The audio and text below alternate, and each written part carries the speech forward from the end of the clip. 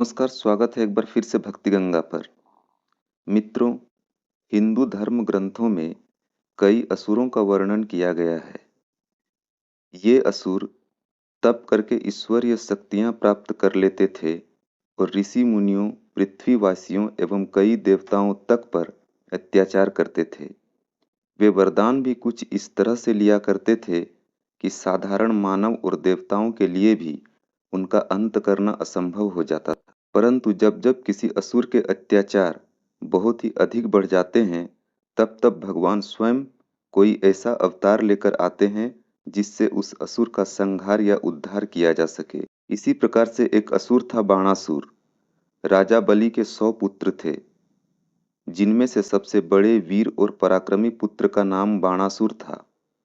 वह एक बड़े साम्राज्य शोणितपुर का राजा था एवं दुनिया के सभी राजा व देवता भी उनसे डरते थे। बाणासुर भक्त प्रहलाद का प्रपौत्र था। एक बार बाणासुर भगवान शिव को प्रसन्न करने के लिए एक गुफा में घोर तप कर रहा था। उसकी तपस्या से खुश होकर भगवान शंकर प्रकट हुए और वरदान मांगने को कहा। यह जानकर बाणासुर ने उनसे 2 वरदान मांगे। प्रथम वर उसने मांगा कि उसे अपने पूर्वजों यानी प्रहलाद एवं राजा बलि से भी अधिक अच्छे कार्य करने हैं, इसलिए उसकी भुजाएं इन सभी कर्मों का वहन करने हेतु सशक्त हो जाएं। भगवान शिव ने यह सुनकर उसे 1000 भुजाओं का वरदान दिया एवं यह भी कहा कि हर एक भुजा में 1000 हाथियों का बल होगा। तुम्हें जब इनकी आवश्यकता होगी, ये प्रकट हो जाएंगी। बाणासुर ने दूसरा वर मांगा कि मुझे सदैव आपका संरक्षण मिले। इस पर महादेव ने उसे संरक्षण प्रदान करने का वर दिया और कहा कि जब भी तुम्हें मेरी आवश्यकता होगी और मेरा आह्वान करोगे, मैं तुम्हारे पास आ जाऊंगा। महादेव से यह वरदान पाकर वह अत्यंत ही शक्तिशाली हो चुका था। कोई भी उससे युद्ध नहीं करना चाहता था, क्योंकि जिसे स्वयं महादेव से संरक्षण प्राप्त हो, उसका कोई क्या ही बिगाड़ लेगा। जब भी किसी दुष्ट प्रवृत्ति के प्राणी के हाथों में कोई शक्ति लगती है, तो वह अहंकार से भर जाता है और दुष्कर्म करने लगता है। वह अपने से दुर्बल प्राणियों को नुकसान पहुंचाने में ही अपने आप को गर्वित समझने लगता है। बाणासुर के साथ भी यही हुआ। वह अत्याचार करता चला गया और सोचने लगा कि अब उसका अंत तो असंभव है, क्योंकि स्वयं महादेव उनकी रक्षा करेंगे। वैसे तो महान शक्तियों के साथ बड़े दायित्व आते हैं, परंतु मूर्ख लोगों को जब दैवीय शक्तियां प्राप्त हो जाती है, तो उनमें अहंकार घर कर जाता है और वे दूसरों का बुरा करने में लग जाते हैं और खुद के विनाश को आमंत्रित करने लग जाते हैं। बाणासुर भी अपनी शक्तियों की वजह से पूर्णतः अहंकार से भर चुका था। समय के साथ साथ वह और अहंकारी और क्रूर होता गया। बाणासुर की एक पुत्री थी, जिसका नाम उषा था। उसे स्वप्न में एक बार एक मनोरम युवक दिखाई दिया और वह उससे प्रेम कर बैठी। परंतु अब पता कैसे लगाया जाए कि वह है कौन? इसलिए उषा ने अपनी परम सखी चित्रलेखा की सहायता ली। चित्रलेखा ने उषा द्वारा किए गए वर्णन के आधार पर अनिरुद्ध का चित्र बना दिया। जब उन दोनों सखियों को पता लगा कि यह कोई और नहीं बल्कि श्री कृष्ण के पौत्र हैं, तो चित्रलेखा ने अपनी योगिक शक्ति से अनिरुद्ध का हरण कर लिया और उसे शोणितपुर ले आई। उषा ने अपने प्रेमी को पुष्पमाला, अमूल्य वस्त्रों, गहनों से सुसज्जित किया एवं उसे अपने हृदय की बात बताई।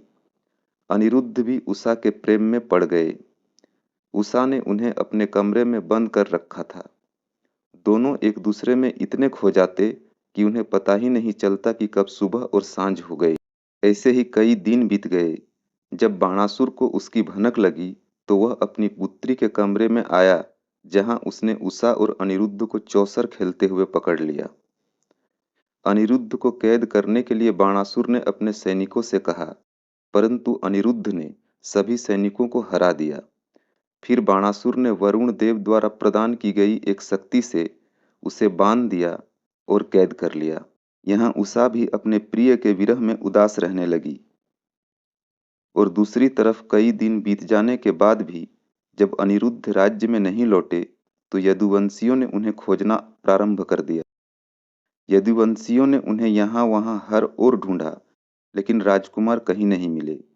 लगभग 1 महीने तक अनिरुद्ध बाणासुर की कैद में रहे और यदुवंशियों को इस बात का पता नारद जी के द्वारा लगा।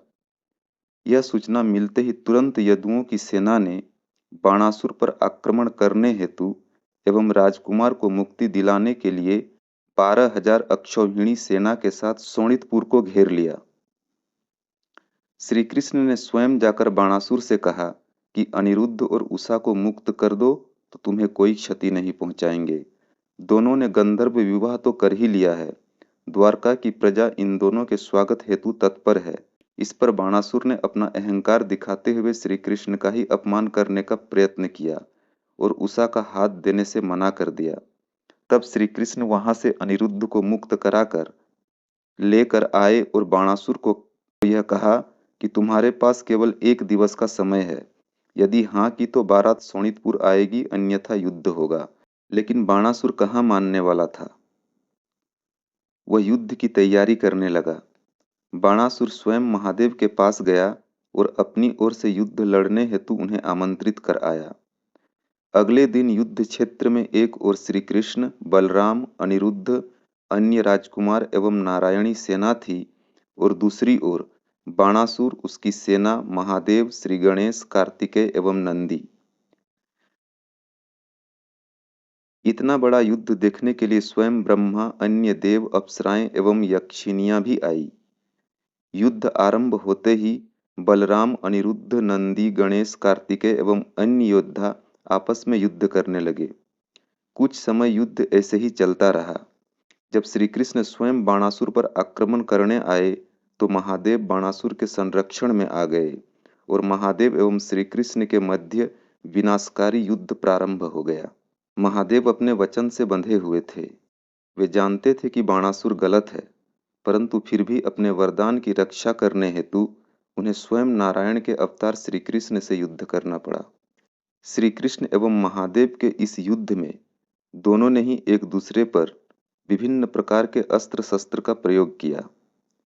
ये अस्त्र इतने घातक थे कि प्रकृति पर इसका दुष्प्रभाव पड़ना शुरू हो गया एवं सभी देवगण चिंतित हो उठे।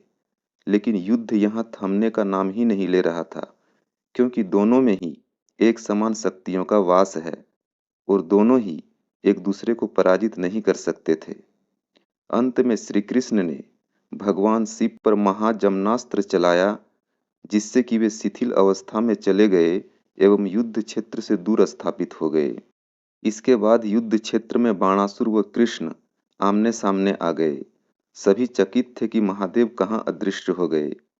महादेव के युद्ध क्षेत्र से हटने पर बाणासुर का अंत अब निश्चित हो चुका था, परंतु फिर भी बाणासुर अपने अहंकार वश श्री कृष्ण को मायावी कहकर श्री कृष्ण से युद्ध करने के लिए निकल पड़ा। कुछ समय युद्ध करने के पश्चात श्री कृष्ण ने अपना सुदर्शन चक्र बाणासुर पर छोड़ दिया।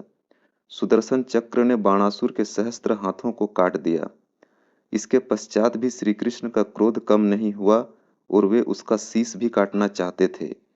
तभी ब्रह्मा जी, शिव जी एवं अन्य देवताओं ने कहा कि प्रभु, इसका अंत मत कीजिए। आपने इसके सहस्त्र बाहु काटकर इसके अहंकार का अंत कर दिया है। श्री कृष्ण बोले, इसका अहंकार इसके बाजुओं में नहीं, अपितु इसके भीतर ही है, अतः इसका अंत करना ही सही होगा। ब्रह्मा जी ने कृष्ण को उसका वह वचन याद दिलाया जिसमें उन्होंने भक्त प्रहलाद से कहा था कि वे उनकी 18 पीढ़ियों तक किसी का वध नहीं करेंगे। इसी वजह से कृष्ण ने सुदर्शन चक्र वापस ले लिया। वहीं बाणासुर को भी अपनी भूल का एहसास हुआ और उसने अपने बचे हुए 2 हाथों से ही श्री कृष्ण से क्षमादान मांगा। कृष्ण ने उसे जीवित छोड़ दिया। इसके पश्चात धूमधाम से अनिरुद्ध व उषा का विवाह कराया गया।